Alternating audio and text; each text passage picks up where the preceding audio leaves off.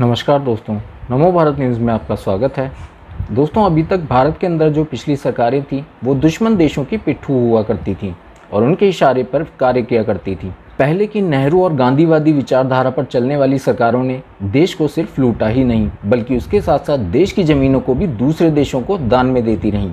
लेकिन प्रधानमंत्री मोदी के सत्ता में आते ही इस पूरी प्रथा को खत्म किया गया। प्रधानमंत्री मोदी ने न सिर्फ दुश्मन को हमारी सीमा में आने से रोका बल्कि उसके साथ ही भारत की वो ज़मीनें जिस पर दुश्मन देशों ने पहले कब्जा कर लिया था उन्हें भी वापस लेने का कार्य किया जा रहा है। अपनी विस्तारवादी नीति के तहत चीन पिछले कुछ समय से भारत से उलझ रहा था और इसी वजह से भारत और चीन के बीच पहले गलवान घाटी में हिंसक झड़प भी हुई थी, जिसके बाद मोदी सरकार ने चीन को लेकर बहुत कड़े रुख अपनाए थे और उसकी 250 से ज़्यादा चाइनीज़ ऐप्स को एक झटके में बैन कर दिया था।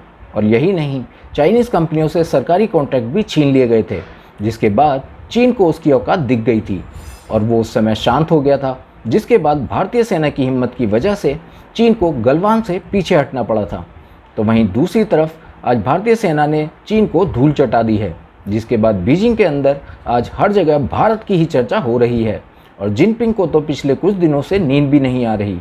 दरअसल पिछले लंबे समय से भारत और चीन के रिश्ते तल्ख हैं। ऐसे में भारत लगातार कुछ न कुछ ऐसा कर रहा है जिससे आए दिन ड्रैगन को भारत का डर सताता रहता है कि भारत कहीं बीजिंग पर ही कब्जा ना कर ले। जी हाँ, कल तक जो चीन भारत की सीमाओं पर नज़र डालता था, आज उसे अपनी बीजिंग की सुरक्षा का डर सता रहा है। दुनिया के लिए नासूर बन चुका चाइना आज भारत के सामने घुटने टेक चुका है और आज भारत से माफ़ी की भीख मांग रहा है। जिस चाइना को विश्व का सुपर पावर अमेरिका भी अपने काबू में नहीं कर पाया बल्कि उससे हार गया, तो आज वहीं चीन भारत से क्षमा याचना कर रहा है। दरअसल गलवान के अंदर इन चीनियों की गर्दन तोड़ने के बाद भारत जल्द ही इन चीनी सेनाओं को पीट पीट कर बीजिंग पहुंचाने वाला था, लेकिन उससे पहले ही यह चीनी सैनिक भारत के पैरों में गिरकर गिड़गिड़ाने लगे। अब ऐसा क्या हो गया कि पूरी दुनिया को अपने खौफ से डराने वाला चीन भारत और उसके एक राष्ट्रवादी प्रधानमंत्री से डरकर खौफ खा रहा है? जानने के लिए हमारे इस वीडियो के साथ अंत तक जुड़े रहें और इस वीडियो को ज़्यादा से ज़्यादा मात्रा में शेयर करें। बाकी अगर अब तक आपने हमारे चैनल को सब्सक्राइब नहीं किया है तो जल्दी से इसे सब्सक्राइब कर लें और उसके साथ ही बेल आइकन को दबाना ना भूलें। दोस्तों, आपको तो पता ही है कि पिछले कुछ समय से भारत और चीन के रिश्ते तल्ख हैं। वजह है चीन की विस्तारवाद नीति और भारत की सीमाओं पर कब्जा करने की कोशिश। लेकिन जहां पर चीन ने छल कपट से सीमाओं को हथियाने की लाख कोशिशें की, वहीं भारतीय वीरों के आगे उसकी एक न चल सकी। आपको याद होगा कि जब चीन के साथ हमारा सीमा विवाद चल रहा था, तब चीन ने एक बयान जारी करते हुए कहा था कि भारत को जितना मिल गया है उतने में खुश रहे और बाकी की उम्मीद छोड़ दे। यह बयान देकर चीन भारत को धमकाने का प्रयास कर रहा था, लेकिन आज चीन की हैंकड़ी निकल चुकी है और आज वो सीमा से पीछे हट चुका है। तो वहीं आज यह बात चीन पर लागू होती है कि चीन की जितनी चादर है उतने में ही रहे। अगर वो ज़्यादा पाँव फैलाएगा तो भारतीय सेना को पाँव काटने भी आते हैं। और अब यह कठपुतली वाली सरकारें नहीं हैं जो चीन को बुलाकर खुद अपनी ज़मीनें उन्हें भेंट में दे दें। अब सत्ता में मोदी जी हैं और मोदी उन्होंने तो सेना को खुला निर्देश दे रखा है कि अगर आप पर कोई गोली से हमला करे तो उसका जवाब गोले से दो। और आज की भारत सरकार और हमारी भारतीय सेना के इसी आक्रामक रवैये का नतीजा है कि चीन अपनी हैंकड़ी को उठाकर पीछे जा चुका है। दरअसल दोस्तों, चीन पर भारत की आज बहुत बड़ी जीत हुई है। प्रधानमंत्री नरेंद्र मोदी के उज्बेकिस्तान में एससीओ शिखर सम्मेलन में शरीक होने से पहले ही एक बड़ी खबर सामने आ गई है। गोगरा हॉट स्प्रिंग पॉइंट से चीनी सैनिक पीछे हटने को तैयार हो गए हैं। 16 राउंड की कमांडर लेवल की बातचीत के बाद ये फैसला लिया गया है। भारत और चीन के सैनिक एलएसी पर PP-15 से हटने को तैयार हो गए हैं। बता दें कि पूर्वी लद्दाख में बीते 2 सालों से जिन इलाकों को लेकर विवाद था उसमें PP-15 यानी कि पेट्रोलिंग पॉइंट 15 आखिरी विवादित इलाका बचा था। इससे भी आज दोनों देशों की सेना पीछे हटना शुरू हो गई हैं।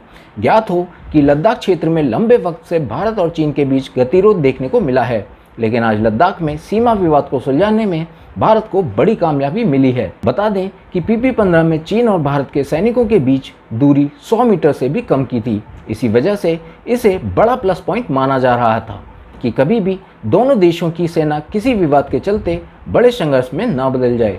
और इसलिए पिछली बार दोनों देशों के कोर कमांडर के बीच जो बैठक हुई थी उसमें सहमति बनी थी इस पॉइंट से भी दोनों देशों की सेना पीछे हट जाए, जिसके बाद गुरुवार 8 अगस्त से भारत और चीन की सेना पीछे हटनी शुरू हो गई हैं। जानकारी के लिए बता दें कि पुराने 2 विवादित इलाके हैं जिनमें डैम चौक और डेपसांग हैं। वहां पर अभी भी दोनों देशों के सेना के बीच तनातनी जारी है। करीब 2 साल के बाद भारत और चीन में भले ही पूर्वी लद्दाख के गोगरा और हॉट स्प्रिंग एरिया में डिसएंगेजमेंट करने पर सहमति बन गई हो, लेकिन भारत इस मामले में किसी तरह की जल्दबाजी करने के मूड में नहीं है। चीन के चालबाजी भरे इतिहास को देखते हुए भारत फिलहाल पूरी LAC पर अपनी सेनाओं यानी इंडियन आर्मी को अलर्ट पर बनाए रखेगा। आर्मी चीफ आज करेंगे पूर्वी लद्दाख का दौरा। सूत्रों के मुताबिक सेना की मुस्तैदी को परखने के लिए army chief general Manoj Pande आज लद्दाख यानी ईस्टर्न लद्दाख दौरे पर जाएंगे। वे वहां 16वीं कोर के मुखिया समेत बाकी सीनियर अफसरों से मुलाकात करेंगे और सेना की तैनाती पर चर्चा करेंगे। भारत और चीन ने शुक्रवार को घोषणा की थी कि वे दोनों देशों की सेनाओं के बीच विवाद का कारण बने गोगरा हॉट स्प्रिंग एरिया में बने अपने अपने अस्थायी ढांचों को हटा लेंगे। साथ ही एक दूसरे के इलाके में जाकर उसका फिजिकल वेरिफिकेशन भी करेंगे। 12 सितंबर तक पूरा होगा डिसएंगेजमेंट। भारतीय विदेश मंत्रालय के प्रवक्ता अरिंदम बागची के मुताबिक दोनों देशों की सेनाओं में बनी सहमति के मुताबिक गोगरा हॉट स्प्रिंग एरिया में नियोजित और आपसी समन्वय के साथ डिसएंगेजमेंट किया जाएगा। इसके लिए 12 सितंबर की डेडलाइन तय की गई है।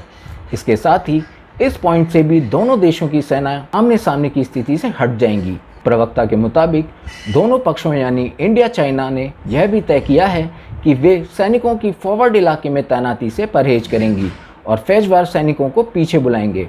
इस दौरान दोनों पक्षों की ओर से इलाके में बनाए गए अस्थायी ढांचे और बंकर भी तोड़े जाएंगे। बाद में दोनों पक्ष एक दूसरे के कब्जे वाले इलाके में जाकर इस बात को क्रॉस चेक भी करेंगे। भारत बनाए रखेगा अपनी रक्षा तैयारियां।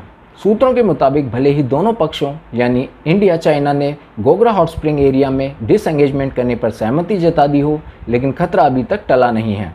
दरअसल इस समझौते के बाद दोनों पक्षों ने अपने सैनिक थोड़े थोड़े पीछे जरूर किए हैं, लेकिन दोनों ओर करीब 1 लाख सैनिकों की तैनाती और भारी हथियारों की मौजूदगी अब भी जारी है। चीन के पिछले धोखे वाले इतिहास को देखते हुए इस बार भी पक्का नहीं है कि वह अपना वादा सच्चे मन से निभाएगा ही।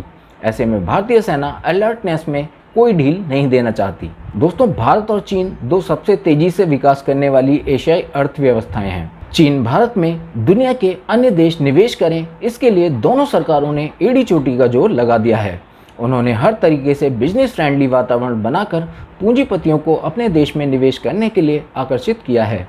जहां चीन ने बुलेट ट्रेन से सभी का दिल जीता है, वहीं भारत ने कई सैटेलाइट्स को लॉन्च कर पूरी दुनिया में अपना परचम लहराया है। तो वहीं ऐसे में बहुत से ऐसे क्षेत्र हैं जिनमें भारत आज चीन से काफ़ी आगे है। तो दोस्तों, अगर आपको आज की वीडियो पसंद आई हो तो इस वीडियो को ज़्यादा से ज़्यादा मात्रा में शेयर जरूर करें।